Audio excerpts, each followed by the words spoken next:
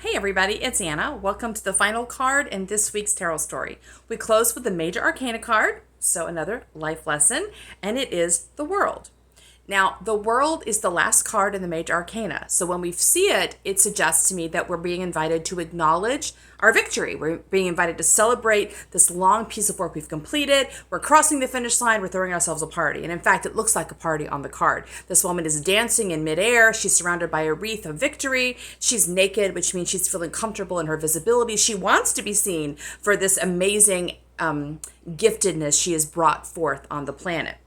Now, in this trajectory, this card challenged me a little. It made me think differently about what this card might invite us to.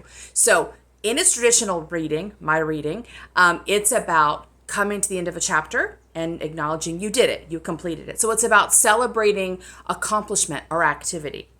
But in this week's tarot story, what we've been called to and reminded of is the need for times of pause and integration, and how so many times in our culture, action steps are seen as positive and resting steps are seen as sort of neutral or negative. Like we're wasting time. We need to always be active, even though the Major Arcana is set up in such a way as to balance action with integration.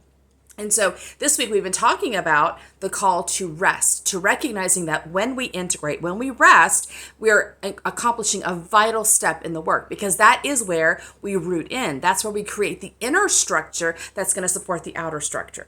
So it's actually much more important than we might immediately recognize. And it's much more important than the mind, our conscious human mind, often notices. So if we take the World card in the context of this week's tarot story, what this suggests to me is we are being invited to consciously and deliberately celebrate the accomplishment of our being still.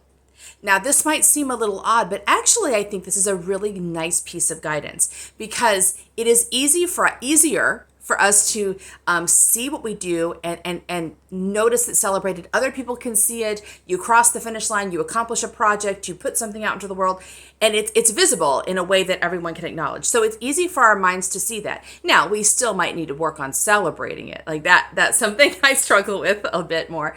But this is suggesting to me, we also need to celebrate, maybe it's even more important that we celebrate the accomplishment of the waiting, because that is, for many of us, that actually is a harder thing to accomplish. So especially when the mind is restless, it wants to move forward, it wants to take action. That's true for my mind. When the mind is able to let go of that, to hold it steady, to let itself feel uncomfortable in the resting period, when you can accomplish that, that deserves a party too. In fact, it might deserve a bigger party, because we want to verify for the mind that the thing that it really doesn't like very much and it doesn't understand, it has difficulty understanding the value of, when it can trust us, trust the guidance of the soul and be still.